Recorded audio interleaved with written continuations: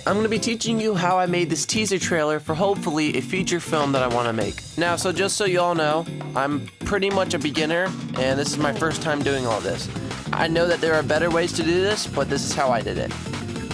The first step was to write a script. I had no idea what I wanted to make. My first script was just some superhero story about a kid getting powers, and I thought it sounded cool, but then I showed it to some of my friends, and I got some much needed feedback. And to be honest, it just didn't sit with me, you know? It wasn't good, and I didn't feel like it was something I was actually passionate about making. I kind of got an idea of what I wanted to make after watching some boxing video, and I really wanted to make a movie that was a combination of everything I liked about in movies. Now, I know that I could have filmed this with a camera, but I don't have a real budget, and I'm familiar with art and animation. This was actually the first time I ever used Blender on a big-time project. I've used it before, but never on this type of scale. One of my biggest inspirations has always been the Spider-Verse. I absolutely love the style, and another huge inspiration is Gabriel Piccolo. I love his artwork, and his style had a huge influence on the look I wanted for this project. So, after I finished writing the script, it was finally time to start making the characters. Yeah, we're just not gonna look at these. Originally, this wasn't even a boxing movie, so I had a completely different character in mind. But after watching some tutorials and trying to figure out character sculpting, I decided to make a whole entire new character for my movie. Now, since I'm lazy, I used the FaceBuilder mesh inside Blender from the FaceBuilder add-on by KeenTools because it gave me a pretty solid base mesh. From there, I reshaped the face until it looked like a real person. I replaced the default eye whites with real eyeballs so I can animate them later. And for the body, we're just gonna stitch these together, and wow guys, look at this amazing sculpt I just made. Then I did the hair. I tried making every individual hair strand with curves by hand, and that took me around a week. Now this might be a little boring for all of you, so Blender nerds, pay attention, and for the rest of you, just sit there and look cute. Since this took so long, I used Blender's particle hair system, and after watching a lot of videos, I converted the particles into a mesh and then into a curve to add different modifiers to change the way the hair looks. And I abused the crap out of the curl modifier, if you can't tell. Then if you add geometry to the original hair node, it ignores the modifiers you put on it, so you have to turn it back into a mesh and then back into a curve to add geometry. Now, add a Bezier curve to control the thickness, and then add a curve to control the taper. One creator that helped me a ton was TinyNocy. His videos were very helpful, so go check him out, and the shaders were really helpful too, so huge shout out to him. Once the hair was finished, it was finally time to make the character look painted. After weeks of experimenting with different node setups, I finally found an amazing painterless shader by Comfy Mug. I customized it a little to fit my character, I added a noise texture, and I mixed it with some linear light and a brush image to make the Voronoi not be so blocky. Now for the clothing. I duplicated parts of the character's body, shrink wrapped them onto shirt models from Sketchpad, I added thickness with a solidify modifier, I created wrinkles with a displace modifier, and I cleaned some things up with a smooth brush and scope load.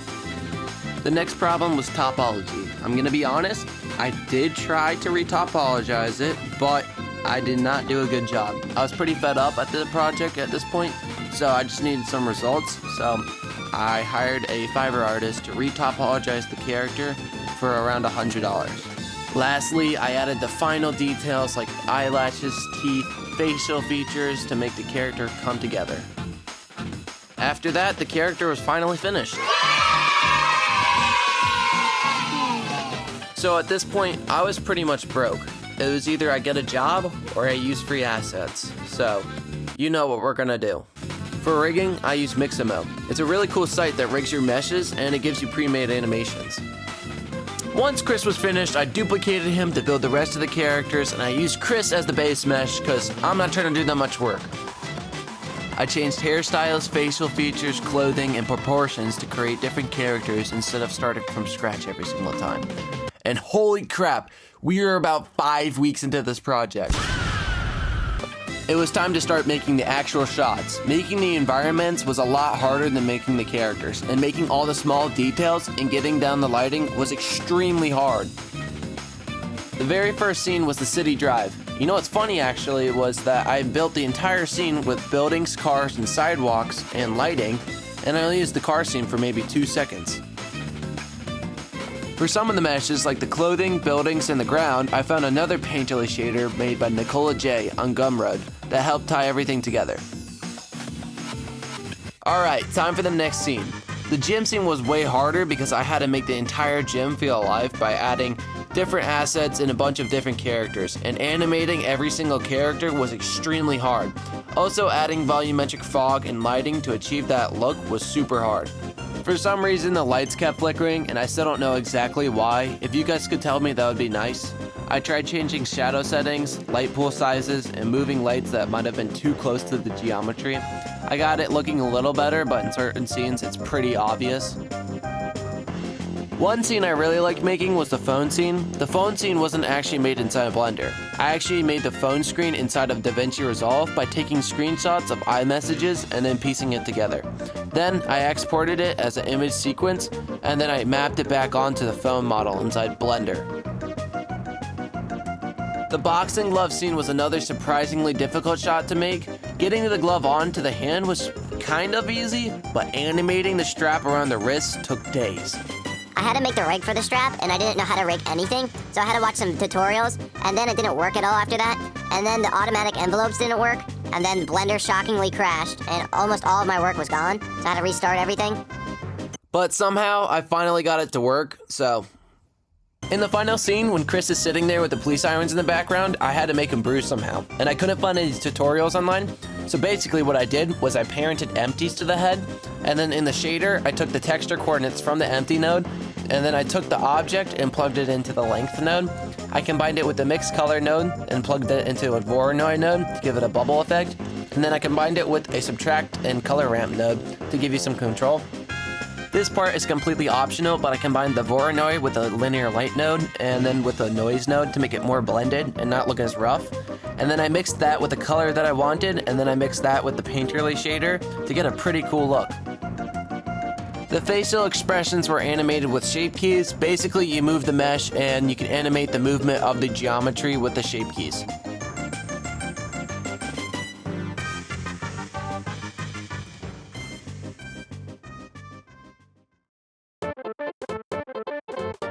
And then when I finished rendering everything, I decided, I'm going to re-render everything with the line art modifier to get a more comic look.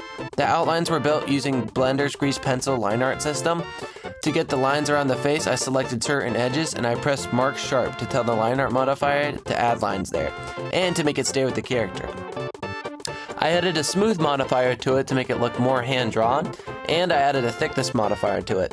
And then, if you make the thickness 0 and press show with the curve, and then make it half a circle, the lines will look like it was drawn with a pen.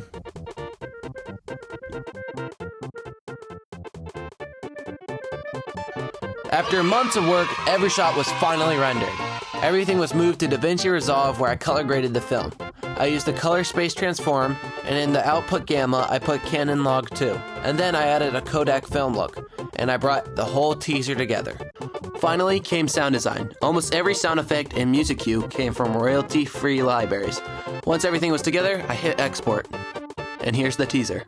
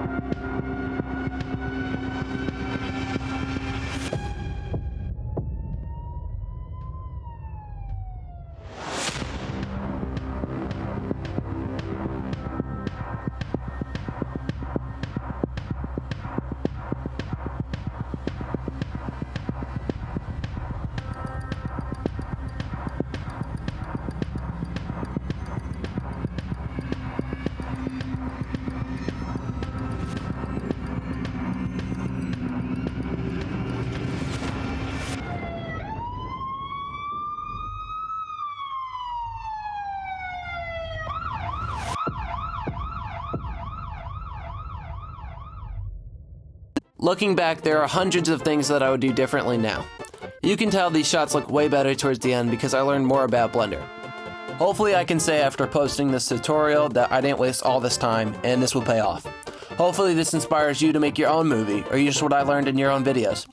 And hopefully this generates actual hype to make an animated feature film. Let me know if I should either do Kickstarter and try to get this crowdfunded, or go to a production company. Thanks so much for watching, and I'll see you in the next one.